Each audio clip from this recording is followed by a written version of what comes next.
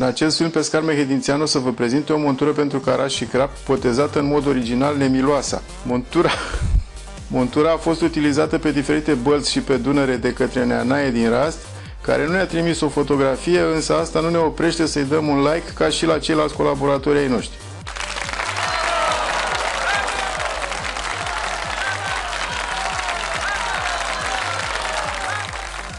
Cum se face această montură? În primul rând o să aveți nevoie de 2 sau 3 arculețe. Eu vă recomand varianta cu 2 arculețe pentru că 3 mie mi se pare un pic cam mult. Cum se fac aceste arculețe? Deci luați o bucată de sârmă, nu prea groasă, deci sârma trebuie să aibă 1-1,2 în diametru.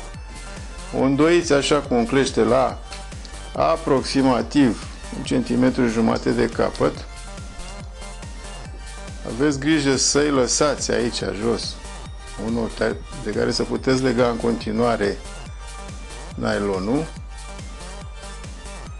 Măsurați cu o riglă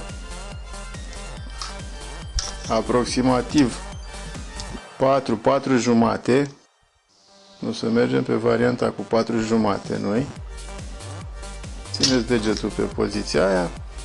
Faceți iarăși o îndoitură în punctul ăla. La fel, aveți grijă să-i lăsați un ochet de care să puteți lega în continuare un nylon.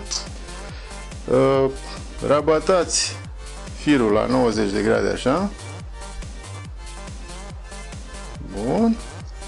Și în continuare folosiți o metodă care vă convine ca să faceți o spirală. Eu o să folosesc un tub de la o cariocă, căreia am făcut o crestătură mică aici, în care intră sârma asta. Și acest lucru mă ajută foarte mult să fac spirala. Ia uitați ce ușor să face. Faceți spire mai dese, deci nu prea rare, să zic la 4, maxim 5 mm spirele. Dacă acum am îndepărtat așa. Aveți nevoie de spire atât de dese pentru că acest arculeț trebuie să țină bine nada care va fi pusă în el la sfârșit. Așa. Până ați terminat, scoateți arculețul. Tăiați excesul ăsta de fir de aici, de sârmă, așa. Și îl răsuciți în jurul ochetului de jos.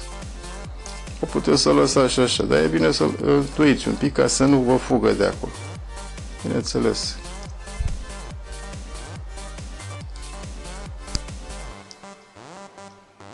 Centrați totul pe mijloc.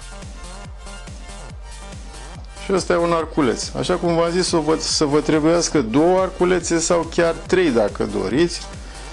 Eu, din ce mi-a zis domnul Naie, aș merge doar pe 2 arculețe, nu pe 3, dar mă rog, fiecare acum poate să-și aleagă. Pe lângă aceste 2 arculețe o să vă mai trebuiască un plumb de capăt. Plumbul ăsta va fi legat cu un nod la alegere. Deci legați plumbul. Eu o să folosesc nodul unii pentru că îmi vine foarte ușor să fac nodul ăsta.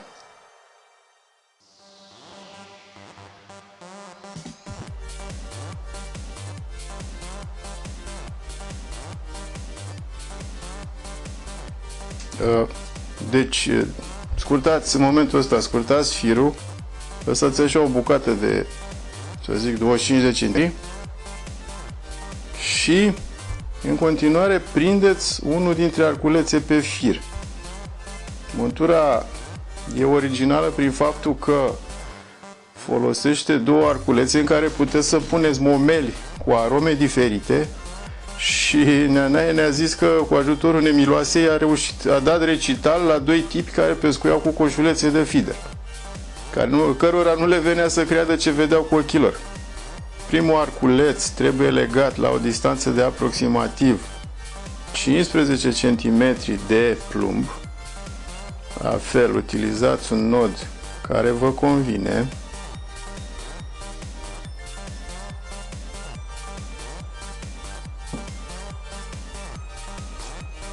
Bun.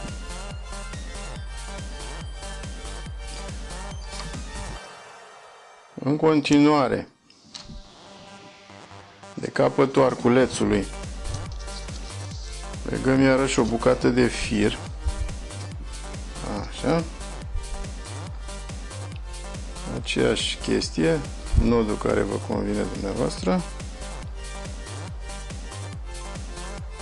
Bun.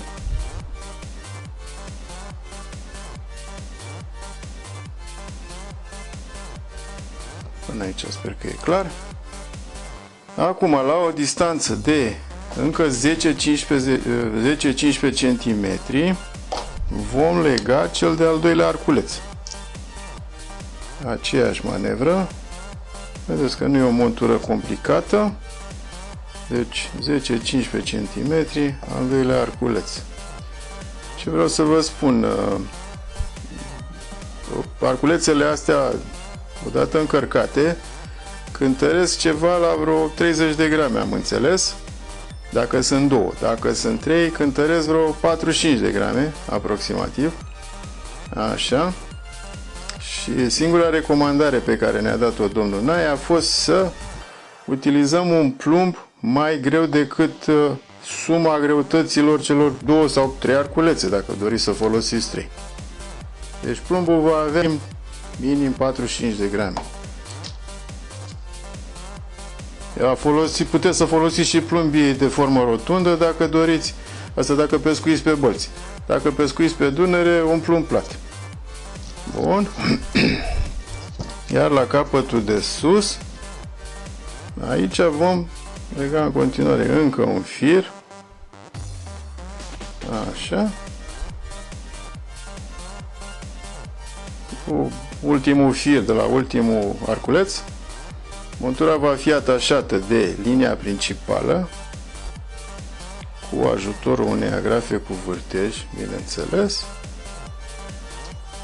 care poate fi prinsă ori pe firul ăsta, ori pe linia principală, acum unde doriți dumneavoastră. Deci, structura monturii asta este, sper că se vede, e simplu până aici. Deci un plumb de capăt și 2 arculețe, să zicem, înseriate. Acum, urmează să punem cârligele. Cârligele vor fi legate cu fir textil. O să le legăm imediat și pe astea. Folosiți cârlige în funcție de peștele pe care doriți să-l prindeți. Eu tot timpul v-am recomandat cârlige curbate, deci pe rotund, nu drepte, pentru că mi se pare că țin mult mai bine mămăliga și biluțele de pâine sau, eu știu, cocă sau ce folosiți dumneavoastră la caras. Pentru legarea cârligelor vom folosi nodul pentru cârlige cu paletă, pe care vi l-am arătat într-un film de al meu.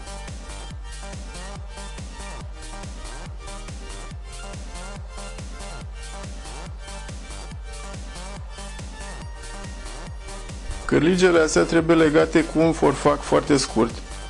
Deci forfacul va trebui să aibă 3, 4, 5 cm. În acest scop îndoiți firul acolo unde doriți să fie lungimea forfacului, așa, și faceți o buclă la capăt.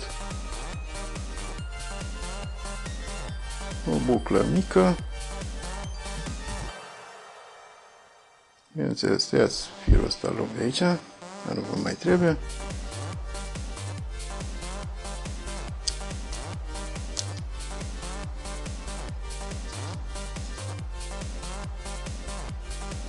Bun. În punctul ăsta trebuie să vă spun că aceste două cârlige pot fi fixate în două poziții. Deci, pot fi fixate atât în punctul ăsta de sus de aici, deci partea de sus a fiecărui arculeț, unul aici și unul aici, sau, cum ne-a spus nouă domnul Nae, pot fi legate mai bine direct de o spiră din asta de aici, de la mijloc. O să mergem pe varianta dânsului. Așa. Deci treceți pur și simplu firul pe sub spiră și apoi cârligul prin propria buclă. Strângeți frumos. Și ăsta e unul dintre arculețe. Celălalt faceți la fel sau cum doriți dumneavoastră, puteți să-l prindeți și sus. Eu v-am enumerat opțiunile ca să aveți de unde să alegeți.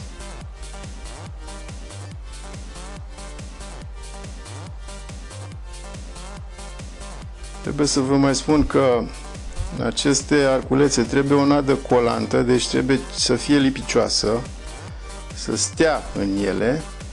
Deci nadă, când zic nadă, mă refer includ și mămăligă, deci nu e nicio problemă, mămăligă cu pâine, orice fel de nadă care stă bine pe arculeț. Deci e important acest lucru. În ce să puneți ce doriți dumneavoastră, puteți să le lăsați așa cum sunt, să le îngropați în nadă. Și pentru că mai sunt câteva zile până la o mare sărbătoare, doresc să vă urez tuturor Paște fericit și fie ca învierea Domnului să vă aducă în suflet bucurie și iubire.